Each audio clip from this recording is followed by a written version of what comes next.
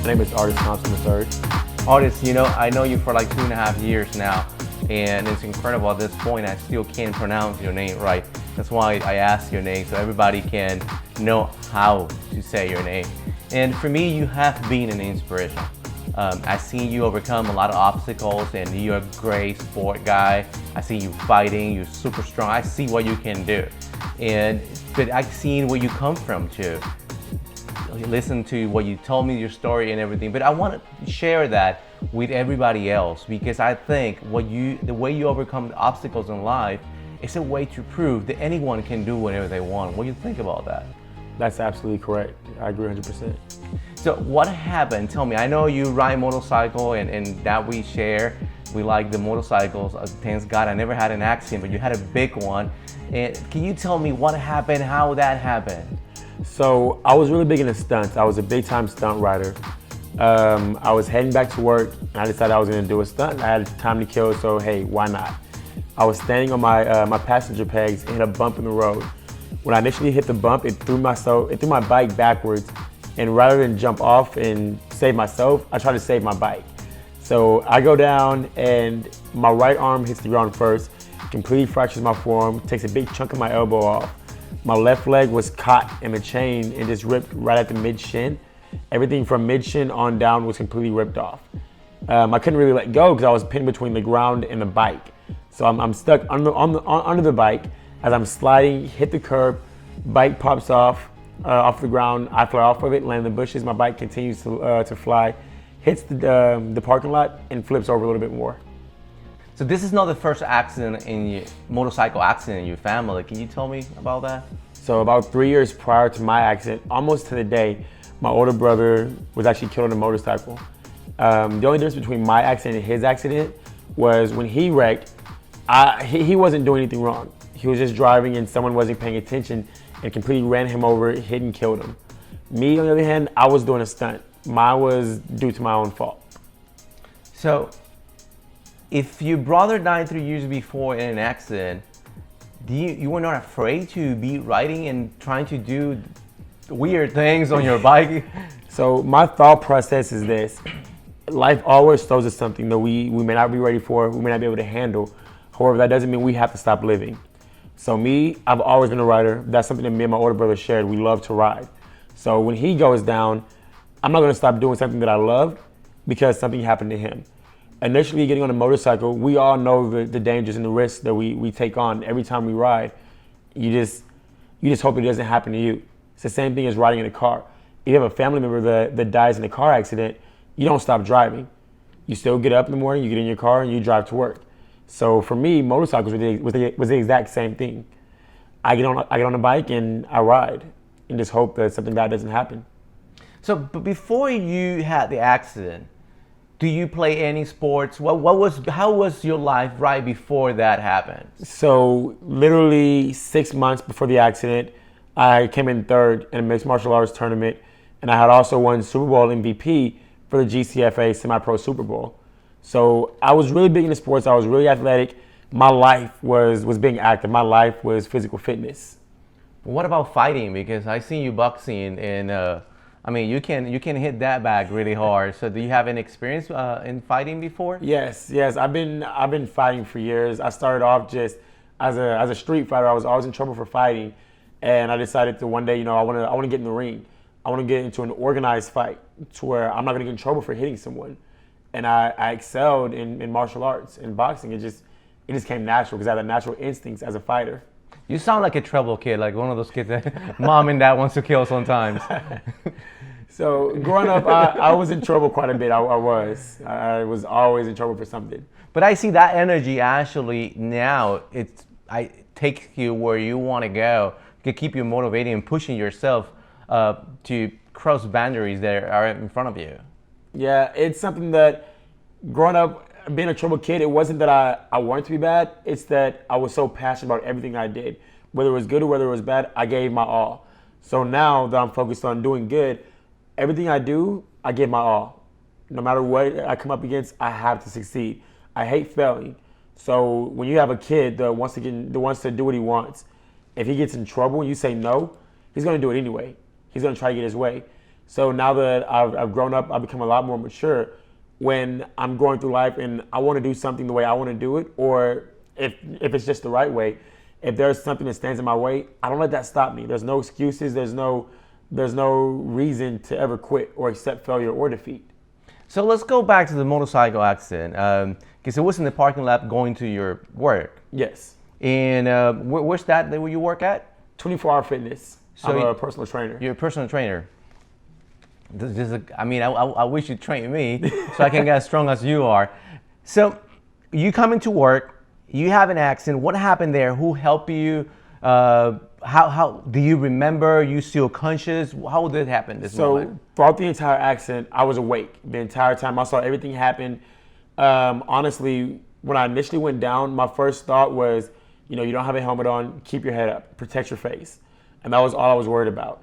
After everything happened and I was on the ground, I had a coworker who was behind me. She came and she kind of helped me out. Initially, I had no idea that I was going to lose my leg. I got up and I was thinking, you know what? I've got to keep going. I've got to pick my bike up. I have to get home and get in my car and get to the hospital. I tried to walk, and that's when I realized something was wrong. Something was more serious than I thought it was. So when that coworker came to help, she looks and is like, your leg is half gone.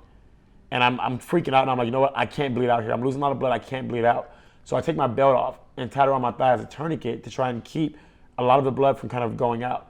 And that's probably what saved my life. So you actually helped yourself right in the middle of the accident. Correct. So even there, you were proving a little bit, I have to overcome this obstacle one more time. Exactly. I saw it as just another objection. Hey, you're bleeding out. No, I don't want that to happen. I don't want to go that route. I've got to do what I want to do, and I've got to stay alive. I have to continue to strive to do better. And I tied my own tourniquet. But at that moment, you didn't know you were going to lose that leg. I had no idea. I wasn't even in pain. I was in shock. And my biggest concern was someone's going to see me on the ground. I was more worried about being seen on the ground than my actual physical health. Okay, so at that moment you feel you think you were gonna go through that really easy. That was just a moment. Ambulance was gonna come in and you're gonna be good next week. Of course, I thought I was gonna be down. Worst case scenario, I had a broken leg. That was it. I had no idea my leg would be gone within the next 2 hours. So your coworker come over. You do the tourniquet yourself. I imagine she called 911. Yes. So the ambulance and everybody else come in, and then you go to the hospital. So when did you find out that you lost your leg? So when I found out that I lost my leg was when I was in the emergency room, and I was talking to one of the doctors, and I was like, look, I play football. I'm a boxer. I got to know that I have my leg. Please do whatever you can to keep my leg. And he made a deal with me. He said, I'm going to touch your toe. If you can feel it, then that means that you still have nerve. You still have your nerves are connected. Then there's a chance we can save it. But if you can't feel it, there's nothing we can do. And I was like, all right, go ahead. And his response to me was, the entire time we've been talking, I've been pulling your toes. I've been playing with your feet. And you haven't felt anything. Like, we have to take it.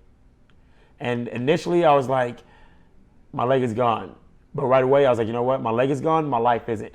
I'm still here. Doctor touching your toes and tell you, do you feel that? And then you said no. So at that moment, what goes through your mind when he's just telling you right here is going to cut your leg? In that instant, what was the first thing come through your mind? My first thought was, man, this is it. I'm going to lose my leg. What do I do now? But right away, I was reminded that it could have been way worse. I had just lost my older brother 3 years prior. So I know that the incident could have taken my life with no questions asked. However, it didn't. So losing a leg versus losing my life, it didn't seem nearly as bad. You were afraid of the future at that moment and say, well, what I'm going to do? Especially you that comes from playing football, fighting, doing all this thing, riding motorcycle, all the sports, being outside all the time. It was no fear, at least for a second at that moment. What happened? At that moment, I didn't even think about what I was going to do going forward. I was more thankful that I was still alive. Now, a couple of days later, that's when I thought about the future. Hey, do I ride motorcycles again? Can I play football? Can I box? And that's when I began to worry a little bit. However, initially, that wasn't even a question as to what was going to come next. I was just excited to still be alive. What about your family, especially your mother? I know you're really close to her, and going through, she already went through your brother's death 3 years before. And then was she there when they told you they were going to cut your leg? My mom actually came to the scene. Just coincidence, she was at Walmart, which was right next door to where I was riding at. So she came to the scene and she flipped out. She had no idea what was going to happen, and I actually calmed her down. She was scared to go to the emergency room because she didn't know that if she was on, wow. Rewind, skip, boom, go back. All right. So you're really close to your mom, and she went already through all this 3 years prior. Your brother died. I mean, I imagine what type of impact would that be for your mother. And then was she there in the hospital when they told you they're going to cut your leg? She actually came to the scene of the accident. She was coincidentally shopping at Walmart, which was right next door to where the accident was, where I was riding at. And she was terrified to go to the hospital. The last thing she wanted to do was go to the hospital and then find out that I died along the way. So right away, she didn't go.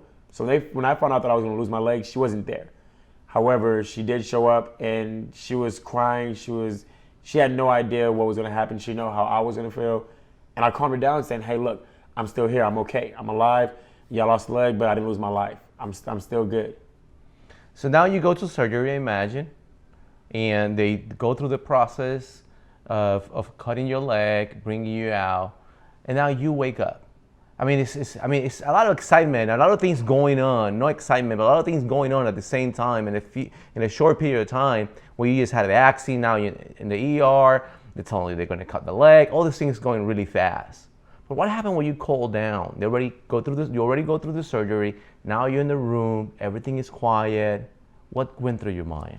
So when I wake up and I see my goddad was next to me, and I look down and my leg is gone. This is my first moment of realizing that this is reality. Like you're not dreaming. This really did just happen. And that's when I was like, well, what do I do? Where do I go from here? I mean, how long am I in the hospital? Where is my life? What turn do I take in life? How am I going to be different? And I had so many questions, but no one really had the answer to, which is probably what made me successful the way I am today, because no one can really dictate or tell me what's going to happen next. It's like a book that has yet to be written, and I'm writing every single page every day of my life. Who was the most supportive person in that period of time? Man, it has to be my mom and my godfather. They never left my side. They had been there every single day. They were in the hospital with me. After I had surgery quite a bit. I went through surgery every other day, and every time I woke up, they were right there. How many surgeries did you had? Man, I had about 8 or 9 surgeries the entire time I was there. So every time you wake up with something new to think about. Correct. So you went through all this mind process every time you wake up, or you got to a point that you say, okay, this is it. I mean, whatever. Yeah, initially after the first one, after I woke up, my leg was gone. I was like, wow, this is crazy.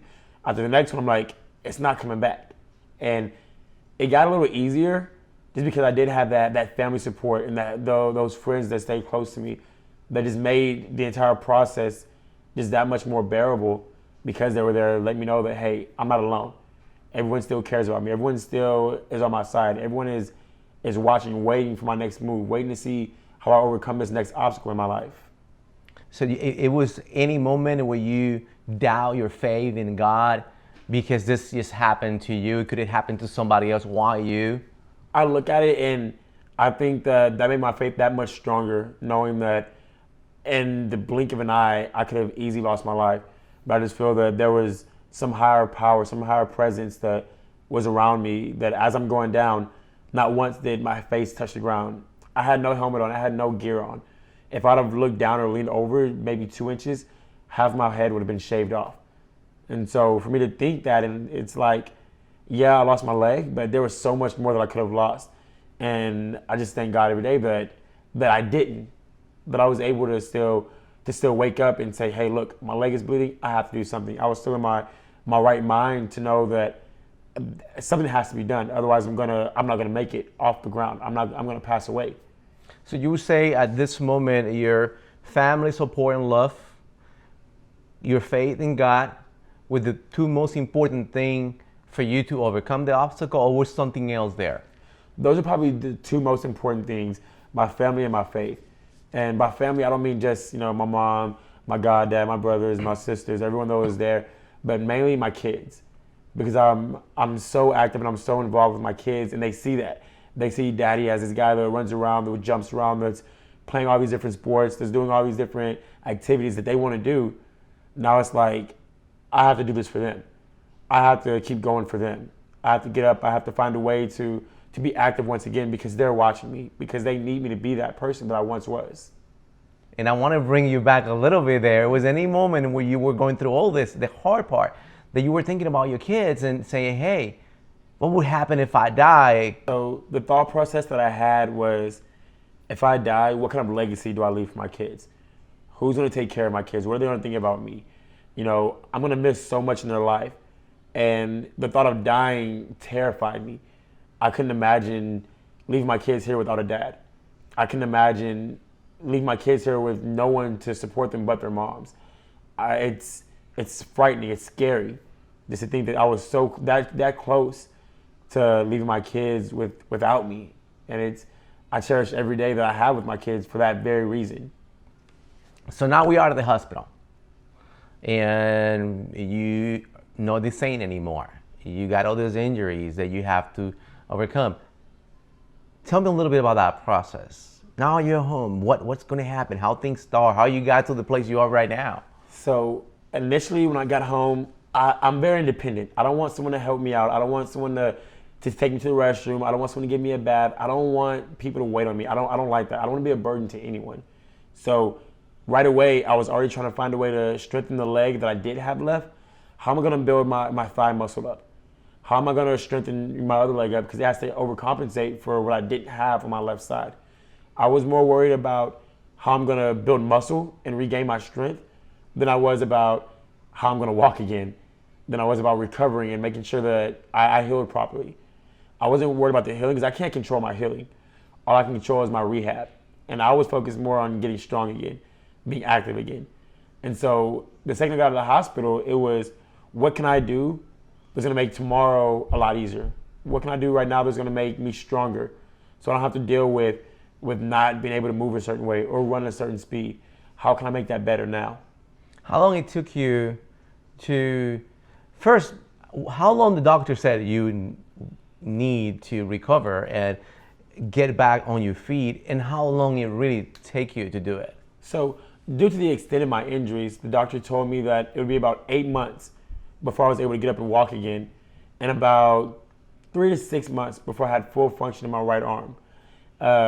It took me about a month before I was able to use my right arm again, and about 3 months before I was able to walk again. So at that moment, I knew that any expectation or limitation that was set for me, I knew that was going to mean nothing, because it was going to depend solely on me and how I looked at it, how I worked towards it, how I viewed that obstacle, how much was I willing to work to get over that objection. Well, I have a lot of pride, and so initially when I first got my leg, I tried running. When I first went to the gym, I tried the jump rope. And so for me to put a timetable as to how long it took me to do all these things, it was literally, if I can think it, I had to try it.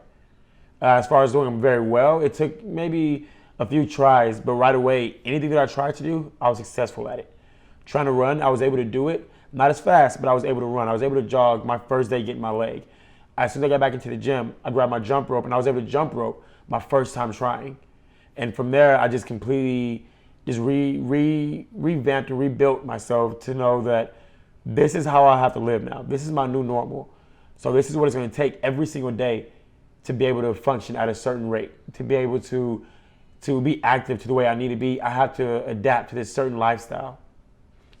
Do you ever fall on that leg trying to do one of these things? Do you ever feel this is, when you go down to the floor and say, my God, I don't think I'm going to make it? I'm not going to lie. There's been so many times where I've fallen, and something that I have a lot of pride, so something that I don't want is for someone to see me down. I don't want someone to see me on the ground.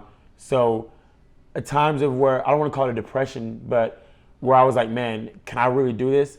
That happened like late at night when I would sit back and kind of think over my day. Like, man, I'm still not running as fast as I want to run. I'm not jumping as high as I want to jump. am I going to get that back? Will I ever have that again? So there was time when you emotionally were down, doubting that you would be able to accomplish what you used to be or what you like to be. I did. I had a few moments where I didn't know what was going to happen next. I didn't know how well I would bounce back. I didn't know if I would even be close to what I wanted to be. All I knew was that I wanted it and I would do whatever it takes. However, I didn't know what was truly possible or impossible. I didn't know what limitations that I had. I had none except for myself, but physically, I didn't know how much my body could take. And so I was willing to push through every possible limit that I could in order to find that point. My technique to overcoming that was simply remembering why I was doing it. You know, why do I want to run again? Why do I want to jump again? Why do I want to play football? Why do I want to box again? And going back to my kids, when I think about how they looked up to me before my accident, I didn't want to lose that. That feeling was the greatest feeling I've ever had. So for me to sit there and say, you know what, I'm satisfied with where I'm at in life, I couldn't do it. I had to say, you know what, I have to get to where I was before. There is no ifs, ands, or buts. I had to do it because my kids needed that from me. They needed me to be better. They needed me to get back to how I was, if not better than how I was before. So can you tell me a little bit about your relationship with your kids? Man, my kids are my world. I get them, and it's like everything that goes on in my life is pretty much irrelevant when my kids are around. If I'm stressing, if I'm having a bad day, that's my sunshine. That's my light. That's my kids. They power me to keep going. The relationship I have with them is, I didn't have my dad growing up, so for me, having a relationship with my kids is like me going back and having a relationship with my father. By me being the dad that I didn't have, it's like saying, wow, this is what it would have been like to have a dad. So for me to see the smile on their face, to see the joy in their eyes, the happiness in their voice, it's like something that I didn't get to experience. So that's making up for lost time that I didn't have. And it just makes me want to be there more for my kids. It makes me want to be closer to my kids, just because I just simply didn't have it. But when it comes to you, when we just talk about artists, what's the why? What's the why inside you that is you? If it would be you only in the world, what would be that why that motivate you to go forward? That's something that I can't answer. I just don't know. Because when I think about just myself, I see it as, I feel selfish. If I say without my kids, why would I be doing this? And any answer I can think of will always go back to them, because it's not just me. And so when I would say, you know what, if my kids weren't here, how would I handle this? How would I overcome this? I can't even think about that. It's like, that's not an option. Like, I can't even pretend that they're not a factor, because I don't have to. They're always going to be there. Therefore, I have to be strong for them. So as far as what I want, that went out of the window a long time ago. So now that I have them looking up to me, I can't think about what if it was just me and myself. That's no longer relevant. Let's go back a little bit. And when we ask the question about if you fall, trying to accomplish the jumping, the road, the running, if you fall at some point, and you said you don't want anybody to see you on the floor, and then we went to the part where you were almost depressed, which is not depressed, but you were doubting that you were going to make it. But when you say that you don't want anybody to see you on the floor, I feel like you were on the floor a couple times. So what happened when you were on the floor? What was your attitude right there when you just fall? I'm not gonna lie, there was one time where I completely forgot that I had one leg, and I was going to the restroom, and I stood up, and not thinking, hey, you only have one leg, grab your crutches or your wheelchair. I took a step, only there was nothing to step with. So I literally stepped and went straight down to the floor. And initially, there's no one around, so I'm laughing, I'm cracking up like this really did just happen. But inside, I'm like, I'm on the ground. This is the lowest I've ever been. You know, I can't walk. You know, instead of having to call someone, I'm going to pick myself up. I'm going to get up myself and say, you know what? I've got to keep going on my own. I will not let anyone see me at my lowest point. And that's something that I always try to use. Any challenge that's in front of me, I have to overcome it, because that means that I'm better than it. Once I defeat something, I'm greater than that obstacle. I want to come to a story that you told me once that for me was funny. And I know it's in the funny note, but at the same time, it teaches a lot when you're playing football and your buddies go for your leg just to maybe try to remove your leg and take you down. Can you tell me a little bit about that? So playing football, yes, a lot of people in the league know me. They know all about my story, but they know that I don't see myself as any different from them. So they know that I'm coming at them just as hard as they should be coming at me. So they have to top that. So they know they can't get me any other way. They'll attack my leg. And true story, I'm running down the field. I'm trying to make a tackle, and I feel someone hit my leg. Not thinking about it. I'm still running. I'm still going. And when I pull my leg forward, trying to pull through that hit, I realized there's nothing there.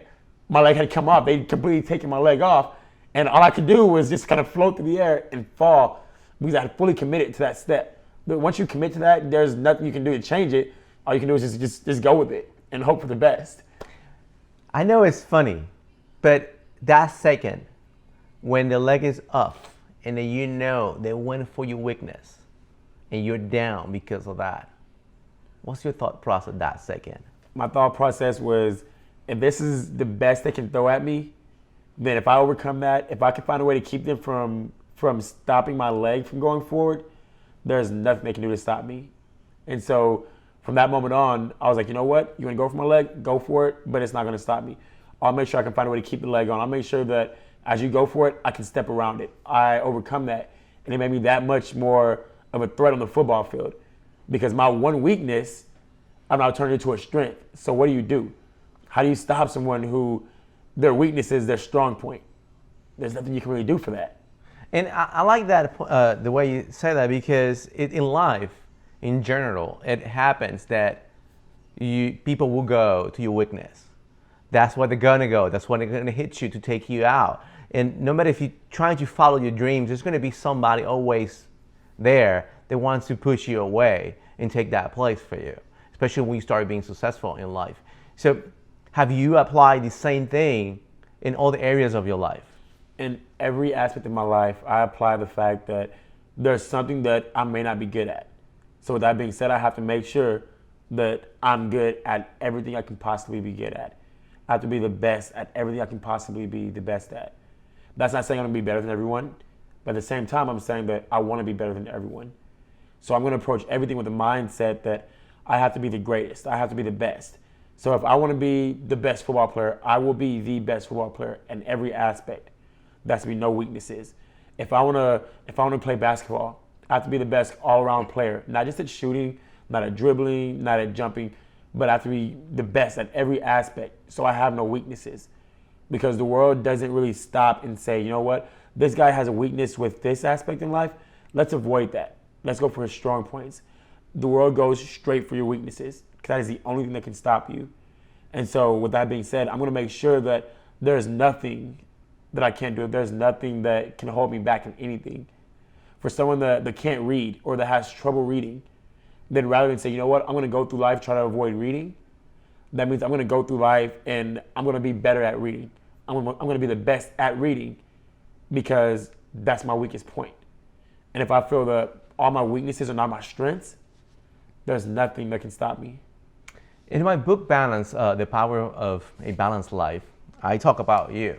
This is not the first time that because I admire, definitely, I have admitted, I've seen you through this 2.5 years that I know you, and I see you getting stronger, jumping higher and higher, which I don't even try it, and to do what you do, and it's actually definitely, it's something to admire.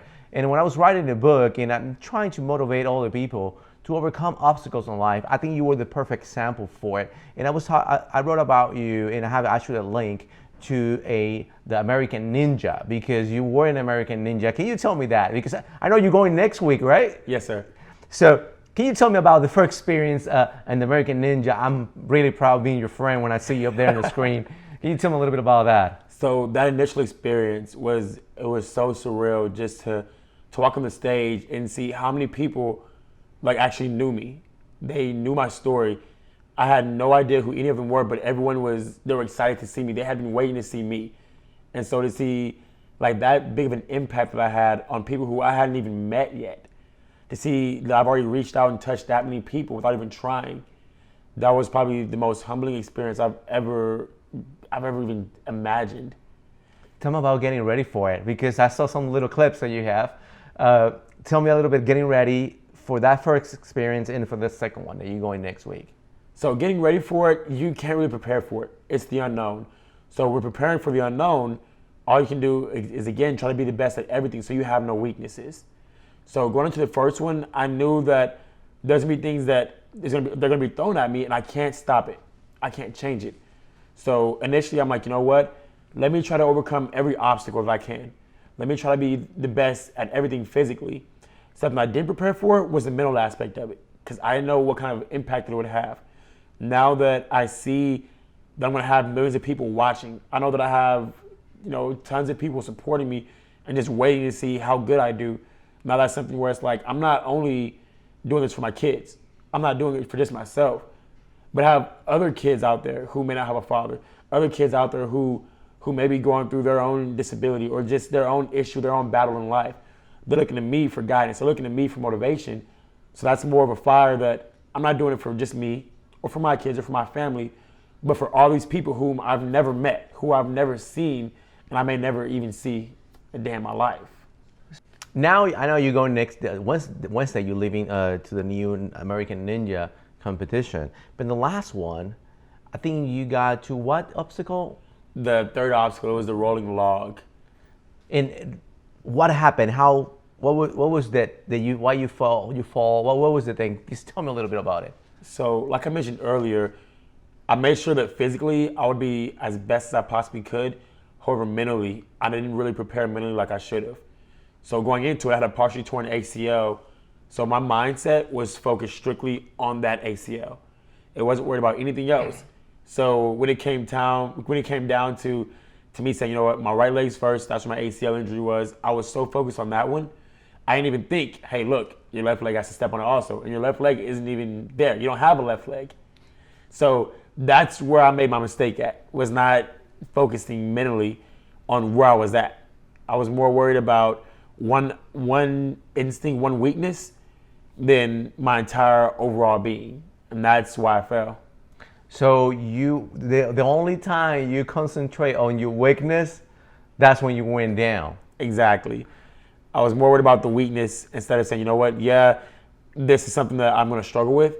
However, I let it get to me. I focused so much on that one thing that all my strengths were meaningless because I forgot about them. So how are you prepared now to overcome that mentally part? Because physically, no doubt that you are prepared. Even with missing a leg, I see the videos when you are practicing, and it is amazing the things you can accomplish.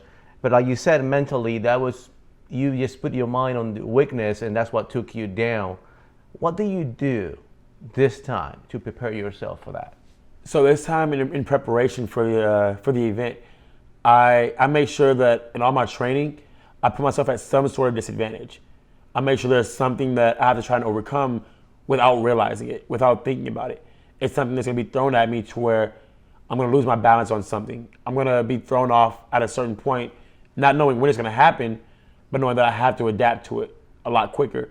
So not only does it strengthen me physically, but also mentally. I become mentally tough to think that as soon as this obstacle arises, I have to overcome it right away. There is no, oh, let me focus on one aspect of it. I have to be aware of anything and everything that's going to come my way. I have to know that there's nothing that's guaranteed not to go wrong. It's just pretty much expecting the unexpected.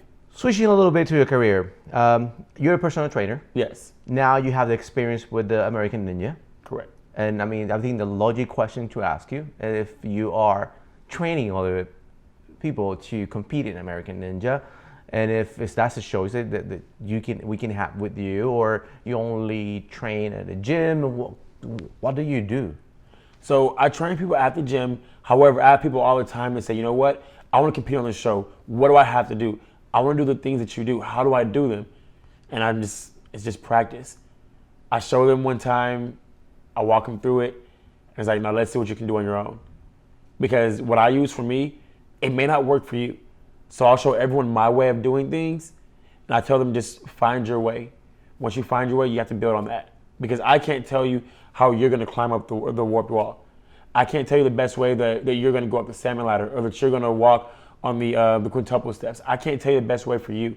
I can tell you what worked for me, and from there I can offer suggestions as to what may help you out. What will be your legacy? What is the thing that you wanted all the people to learn from you, that if you had the power to change the individual, how will you do it? And what is that thing? My thing that I want to leave this world with, when people think about me, I don't want them to think that I'm gonna go out there and try to be the best, or that I went out there and tried to be the best at everything I did, and I'll be better than everyone else. Because I know that, yeah, I may be the best today, but tomorrow someone's gonna come along and they're gonna be better than me. I have to make sure that I can't let anything stop me. So I can say, you know what, I wanna be the best at one thing, and only that one thing. But now when someone else comes along and they're the best at that, I don't mean anything anymore. Because you never remember who's second best, or who was the best last year. I could ask you right now, who was the fastest man alive 10 years ago? You have no idea. But if I ask you who's the fastest man alive today, you say Usain Bolt. So I know that no matter what I do today, tomorrow's gonna be gone. So I'm living every moment that today, I've gotta be the best today. If I make it to tomorrow, I'm gonna be the best that day. Make it the following day, I'm gonna be the best that day. So I just want people to realize that you can't live for what's coming next. You have to live for the moment right now, because tomorrow is not promised. So I wanna be the best I possibly can be today versus wait till tomorrow and say I'm gonna be the best tomorrow. Every day is a new start, every day is a new beginning. So I wanna go into every day thinking that what I did yesterday doesn't matter. How far I got on Ninja Warrior last year doesn't matter. It's this season that counts. My accomplishments don't matter. It's what I do next that matters. So you leave the moment. Correct. You're this second is the only one that really counts. This is the last second I'm here. This is gonna be the best second this is gonna be the best second of my life.